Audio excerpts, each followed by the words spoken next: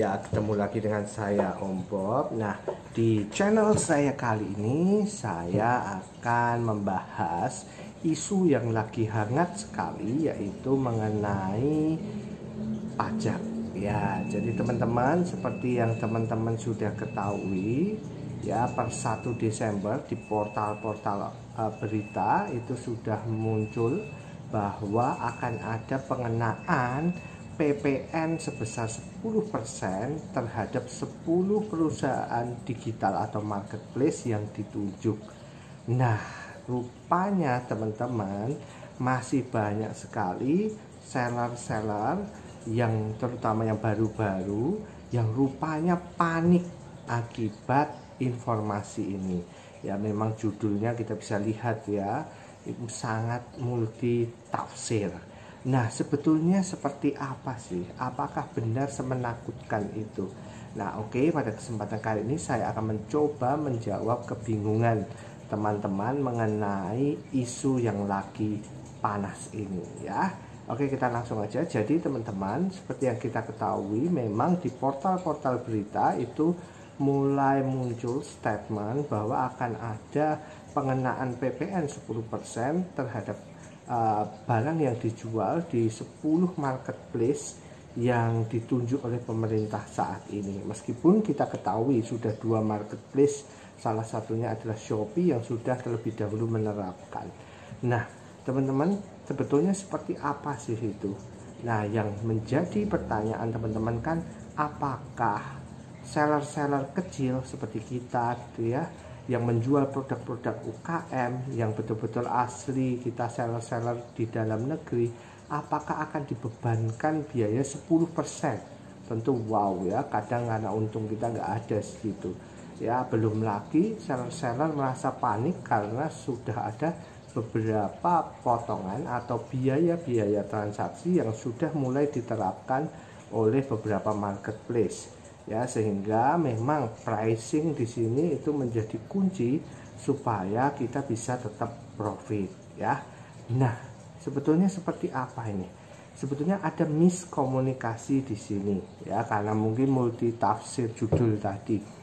Kalau kita mengacu kepada penjelasan dari Dirjen Pajak dan juga dari pihak Tokopedia yang sudah memberikan klarifikasi di komunitas-komunitasnya, jadi seller itu tidak dibebankan 10% ya, tetapi memang konsumen yang membeli itu akan kena 10% ya. Jadi uang 10% itu bukan uangnya seller, tapi adalah uang pajak yang dibayarkan oleh customer ya. Jadi saat customer membeli barang dari Anda itu nanti akan ada tambahan PPN ya, pajak penambahan nilai itu 10%, dan itu yang dibayar oleh customer ya. Nah, sellernya gimana ya? Sellernya harus laporan ya, kalau memang menjual seperti itu ada pemungutan 10% ya. Jadi satu, uang itu bukan dari seller yang menjadi catatan itu. Dan yang kedua adalah yang menjadi catatan itu berlaku bagi barang-barang impor ya. Jadi barang-barang yang dari luar negeri dijual melalui marketplace ya, seperti kita lihat di Shopee mungkin ya, yang sudah lebih dulu barang-barang dari luar negeri kita bisa beli melalui Shopee. Nah, kalau kita beli melalui Shopee ya, otomatis saat kita mendapat tagihan akan ada PPN 10% itu ya. Nah, itu juga yang akan berlaku di Tokopedia, Lazada, dan ke-8 marketplace lain yang ditunjuk oleh pemerintah ya. Jadi untuk seller-seller dalam negeri, seller-seller lokal ya, tidak perlu panik, tidak perlu khawatir ya, karena yang kita jual itu kalau menurut penjelasan dari Tokopedia akan tetap dipasarkan dengan harga yang bersaing ya. Nah, teman-teman, kalau melihat hal-hal seperti ini, maka saran saya adalah satu, bukan kita harus betul-betul perhatikan pricing kita. Sekarang bukan saatnya lagi marketplace perang harga ya, jual sewajarnya. ya perhatikan profit, jangan terlalu mepet juga Anda main strategi banting harga malah ujung-ujungnya rugi ya. Yang kedua adalah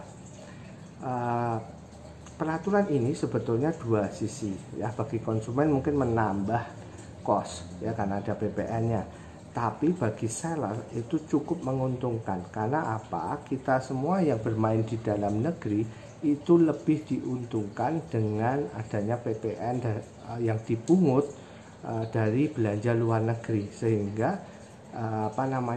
kita bisa lebih safe gitu ya, lebih bisa terlindungi dari persaingan yang kurang sehat ya. Jadi kita nggak perlu takut lagi dengan gempuran-gempuran barang-barang dari luar negeri ya. Karena apa? Otomatis mereka akan lebih mahal ya. Jadi satu sisi ini ada perlindungan juga buat UKM dan ini merupakan peluang buat kita untuk bisa lebih maju lagi. Oke, mungkin itu sedikit penjelasan dari saya perihal isu yang lagi panas ini. Bagaimanapun ya, membayar pajak itu merupakan kewajiban kita yang berusaha. Nah teman-teman, lantas pajak apa yang dibayarkan? Nah kalau kita itu bayarnya adalah pajak PPH atau pajak penghasilan pribadi. Nah, pajak penghasilan pribadi ini itu kita bayarkan dari omset kita. Nah, omset yang dimaksud di sini adalah bukan termasuk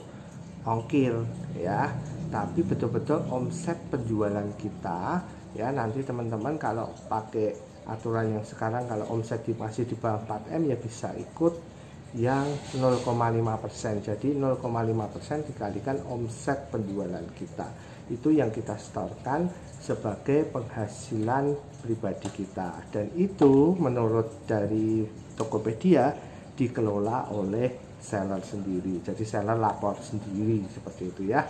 Nah itu mungkin cukup sekian sedikit tanggapan saya untuk isu di online yang lagi hot ya. Semoga menjawab, dan juga kalau ada pertanyaan atau ada saya yang kurang, silahkan teman-teman tuliskan di kolom komentar ya. Semoga menjawab, dan terima kasih sudah mengikuti video saya. Terima kasih, semoga bermanfaat.